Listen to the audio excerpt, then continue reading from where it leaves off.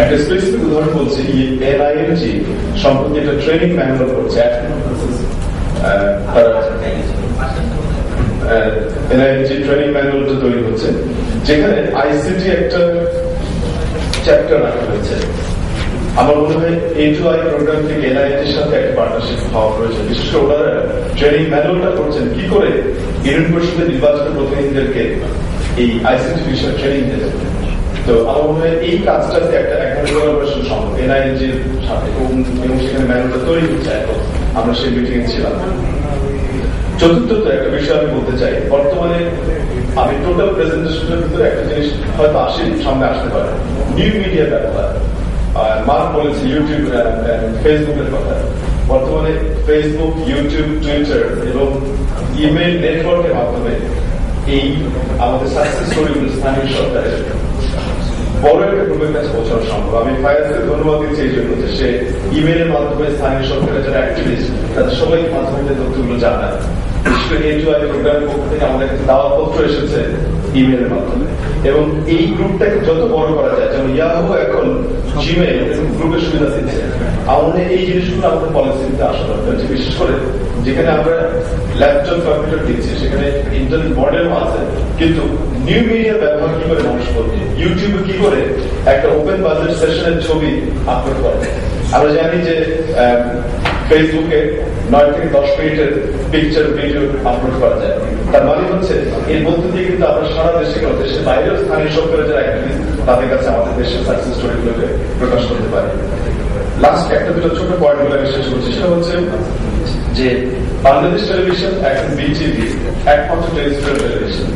যেহেতু প্রধানমন্ত্রী কার্যালয়ের অধীনে এই প্রোগ্রামটি ফাংশন করছে, আমার মনে হয় যে দূরশিক্ষণ বা ডিস্টেন্স লার্নিং এর যে কথাটা প্রেজেন্টার বলেছেন তার একমাত্র এফেক্টিভ মিডিয়াম হতে পারে বিটিভি। বিকজ বিটিভি ছাড়া অন্য কোনো টেলিভিশনের এখন সারা দেশে অ্যাক্সেস নাই। যদি এই ধরনের আসল সত্যিকার অর্থে স্থানীয় সরকার, পৌরসভার, ইউনিয়ন পরিষদের লোকজনকে কোন ধরনের দূরশিক্ষণ ভালো কার্যক্রমের মধ্যে আমরা নিয়ে আসতে পারি, বাংলাদেশ টেলিভিশনের সাথে A2I এখনই আলাপ করা প্রয়োজন। কারণ বেশ কয়েকটা প্রোগ্রাম তারা কিন্তু করছে, এখন ডিজাইন ফেজে আছে। আর লাস্টে একটি প্রকল্পের কথা আমাদের মজুমদার সাহেব বলেছেন, ব্র্যাক বিশ্ববিদ্যালয় এবং IGS মিলে ময়মনসিংহ যে পাইলট প্রকল্পটি করছে, আমরা প্রয়োজনে সেখানে স্থানীয় সরকারের সাথে এই আইসিটির যে ব্লেন্ডিংটা এটা করে আমরা দেখতে পাই যে বাংলাদেশে এরকম একটা পাইলট প্রজেক্ট যদি সত্যিকার অর্থ সুন্দর করে কাজ করে। আমার তো মনে হয় যেখানে ওয়ার্ল্ড ব্যাংক, USAID, SDC সারা দেশে স্থানীয় সরকারের কাজ করছেন, সেই জায়গাগুলোতেও একটা সমন্বয়ের মধ্য দিয়ে A2I, এনআইএনজি বসে একটা কৌশলগত পরিকল্পনা করা উচিত। সবশেষ কথা হচ্ছে যে আমরা সকলেই ভালো কাজ করতে চাচ্ছি, কিন্তু আমার মনে হয় যে প্রকল্প ভিত্তিক কাজ এটা বেশি দিন সাস্টেন করে না, যদি না এর অধিকার অংশীদারিত্ব স্থানীয় সরকারের হাত তুলে দেওয়া যায়। এবং সেই ক্ষেত্রে সবশেষে মিডিয়ার একটা ভূমিকা আছে। বাংলাদেশের স্থানীয় সরকার নিয়ে যারা কাজ করেন, যে সংবাদ কর্মীরা, তাদের সাথে আমাদের প্রচুর ট্রেনিং প্রোগ্রাম চলছে, এবং আইসিটি সাংবাদিক ফোরাম একটা আছে। A2I প্রজেক্টের এখনই উচিত স্থানীয় সরকার সাংবাদিক ফোরাম এবং আইসিটি সাংবাদিক ফোরামের সাথে বসা, কারণ ওনারাও কিন্তু আপনাদের এই কৌশলগত পরিকল্পনাগুলো চাচ্ছেন। কারণ যারা আপনার পেপার খুলি দেখবেন যে বাংলাদেশে 50টা সংবাদপত্র, 20টা টেলিভিশন, 5টা রেডিও আছে লিডিং। এই পত্রিকাগুলোতে কিন্তু একজন স্থানীয় সরকার বিষয়ে দায়িত্বপ্রাপ্ত রিপোর্টার আছেন। আমরা যদি ওনার সাথে এই তথ্যগুলোকে বিতরণ করতে পারি, উনি কিন্তু ফুড ফর থট হিসেবে আপনাদের এই তথ্যগুলো চাচ্ছেন, এবং উনি কিন্তু পেপারে লিখছেন। সব সাংবাদিক স্থানীয় সরকার বিষয়ে লেখেন না, কাজে সাংবাদিক যিনি লেখেন তার সাথে আমাদের রিলেশনশিপ রেকর্ড এখনই দরকার। সেই ক্ষেত্রে দুটো ফোরাম, আইসিটি সাংবাদিক ফোরাম, স্থানীয় সরকার সাংবাদিক ফোরাম, এই দুটো ফোরামকে আমরা ইমপ্লিমেন্টিং মেকানিজমের ভিতরে নিয়ে আসতে পারি। তারা কাজ করতে চাচ্ছেন, এটা আমাদেরকে তারা বলেছেন। এই বলে আমি ধন্যবাদ ব্যক্ত করছি। Thank you.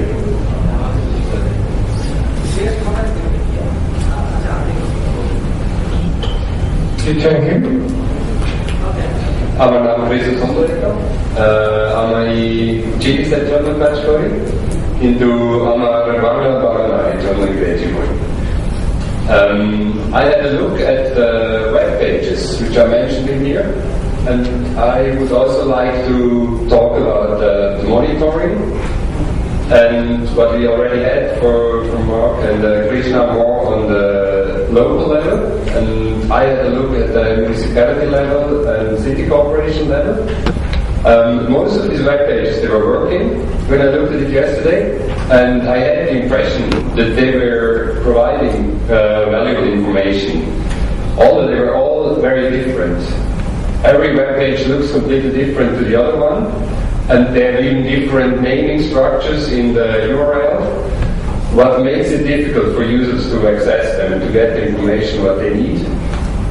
And the other thing is, I had the impression that they provide valuable information, but I think for web portals, the important thing to know if they provide good information or not is to verify if they are used or not, because they are providing information to consumers, and so the consumer needs, they need to be satisfied. And if the consumers, they get some profit by accessing this web page, they will do it again and again. But if web pages are not used, then probably either they don't provide good services or good information, or consumers don't know about the web page, or the web page is not user-friendly. I mean, then there are several ways, or several reasons maybe why it's not used. But I think the very first important part is, we had this in the presentation, that you get feedback. You want to use ICT for getting feedback from users. But the very first step, and maybe this is already in place, and I just don't know about it, is that you monitor on the server which pages are used how often, and how often your servers are actually running, how often the web pages are not working. Because if users want to get information from a web page, and every second time they go there it's not available, then at one point they'll probably stop using it. They don't believe in it anymore.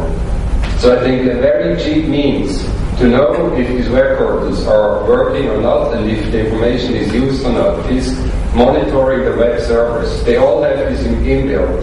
I've worked for many years in a private business and governmental web-based projects in Europe, not here in Bangladesh before, and that was always the very first thing with it is you have to have monitoring, continuous monitoring of the web servers.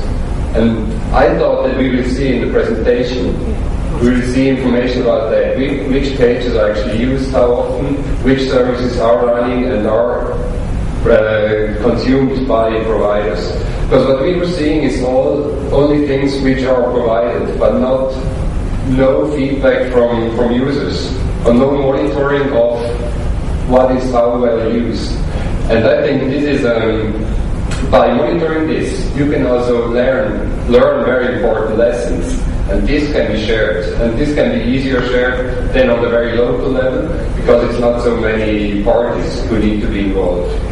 Just that web pages can be changed, information content can be changed on web pages, and this, I think, is finally very closely linked to sustainability. You were mentioning in the beginning, because for these services who really are used, and for services where there is demand, and for information there is demand, these services, they will be easily maintained. But maybe it doesn't make sense to maintain everything, all the things which are not used. So this is, I think, it should also be a kind of a survival of the fittest by providing this kind of information or these services, just that you try to see what actually is really, where is demand, what for is demand, and what should grow further, and what maybe doesn't make sense. Your point well taken. Thank you. প্রথমত সম্মানিত chairman, সঞ্চালকবৃন্দ এবং আমাদের doctor Tofail sir এবং এবং অন্যান্য সকলের সামনে, আমি হুমায়ুন খালিদ, ডিজিপি আরডিবি। আমি প্রথমে এই যে বিষয়ের ক্যাপশনে আমরা বসেছি সেদিকে এই স্বশাসিত সংবেদনশীল স্বায়ত্তশাসিত সরকার এবং তার সাথে আইসিটি, আমি চেষ্টা করবো আমাকে ঠিক এই